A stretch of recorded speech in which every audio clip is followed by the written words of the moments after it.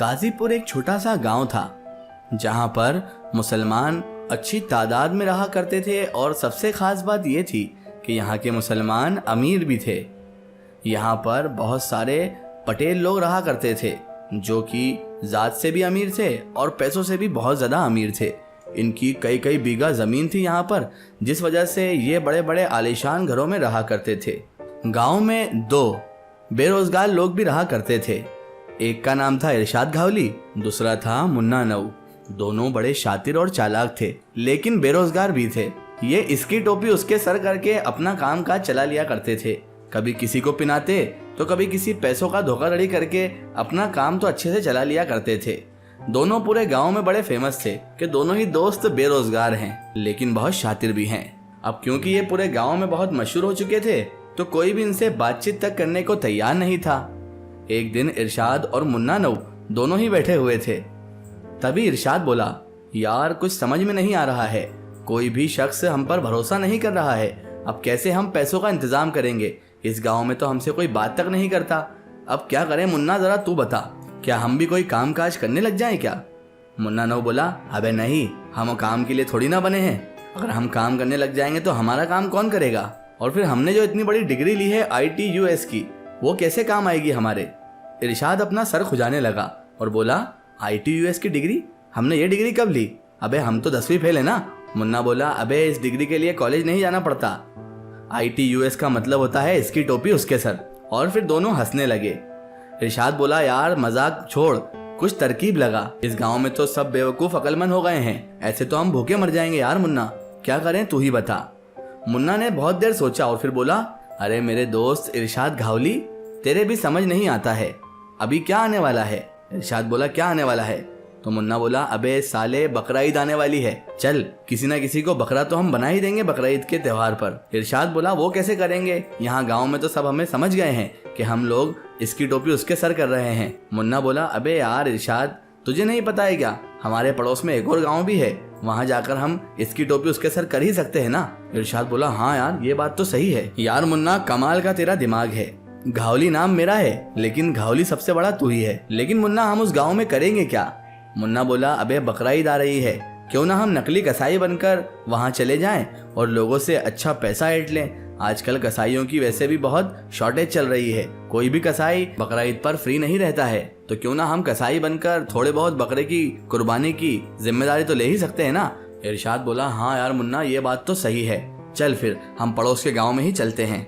गाजीपुर के पड़ोस में जो गांव था और जहां इरशाद घावली और मुन्ना नऊ जाने वाले थे, उस गांव का नाम था सरदारपुर। ये भी एक मुसलमान इलाका था और यहाँ पर भी ढेर सारे मुसलमान रहा करते थे।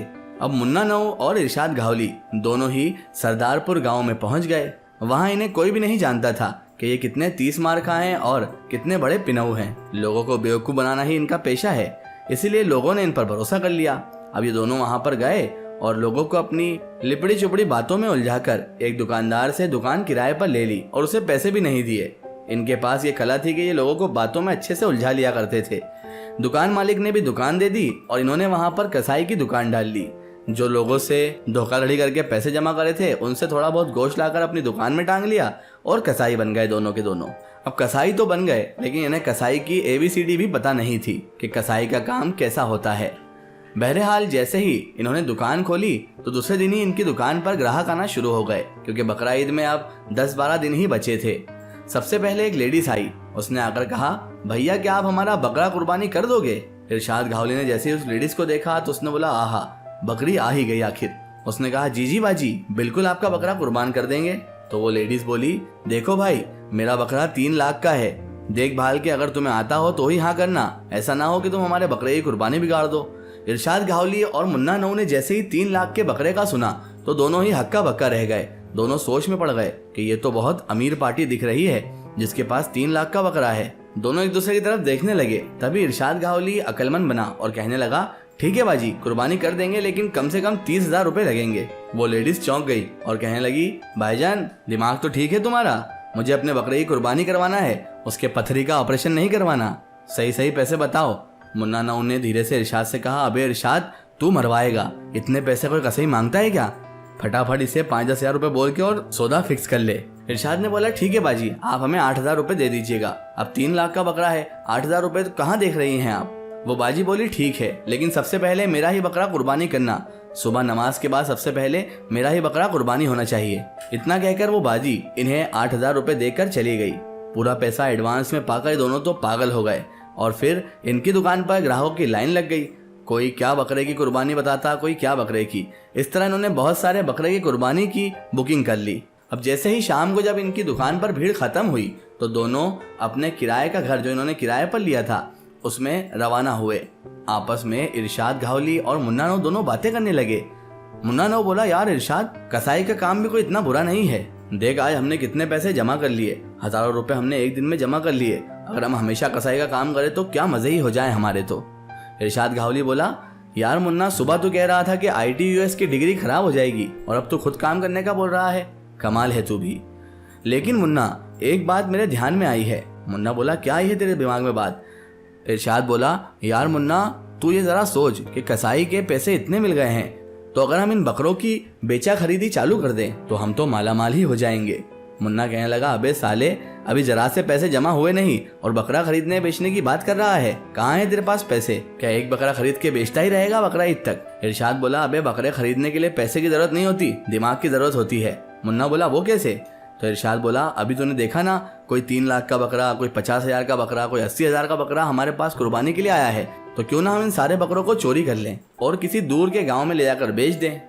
मुन्ना बोला, हाँ यार, आइडिया तो तेरा बहुत सुपर है, चल एक काम करते हैं, इसे अंजाम दे देते हैं। उसके बाद रात होते ही दोनों उन तमाम लोगों के घर के बाहर जाकर छुप छुप कर बकरों की झाड़ी लेने लगे और इन्होंने सारे बकरे एक एक करके चोरी कर लिए और फिर उन्हें जंगल में दूर ले जाकर एक जगह पर झोपड़ी देखकर वहां पर बांध दिए और वहीं पर ये दोनों रुक गए। अब होना क्या था, सुबह गांव में पूरे भगदड़ मच गई। कोई कहने लगा मेरा बकरा चोरी हो गया, कोई कहने लगा मेरा बकरा भी चोरी हो गया। इस तरह पूरे गांव वाले परेशान हो गए और जितने भी लोग बकरा कुर्बानी के लिए लाए थे उन सब के बकरे चोरी हो गए। वो 3 लाख का बकरा जिस औरत ने खरीदा था उसके घर में तो हाहाकार मच गई। वो औरत तो रोने लगी, हाय मेरा बकरा चोरी हो गया, हाय मेरा 3 लाख का बकरा चोरी हो गया। तभी उसका शौहर, उसका पति अंदर से आया और कहने लगा, अरे रोती क्यों हो तुम? तो वो कहने लगी, तुम भी अजीब हो, हमारा 3 लाख का बकरा चोरी हो गया है और तुम कह रही हो रो क्यों रही हो? अब क्या करेंगे हम, इतना महंगा बकरा चोरी हो गया। तो उसका पति बोला, अरे पागल औरत, तूने बकरे में GPS तो लगाया था ना, तो ट्रैक कर ले उसे। उसकी औरत बोली, हाँ यार, मैं तो भूल ही गई थी। फिर उसने GPS ट्रैक करा और पुलिस को फोन लगाकर घर बुला लिया।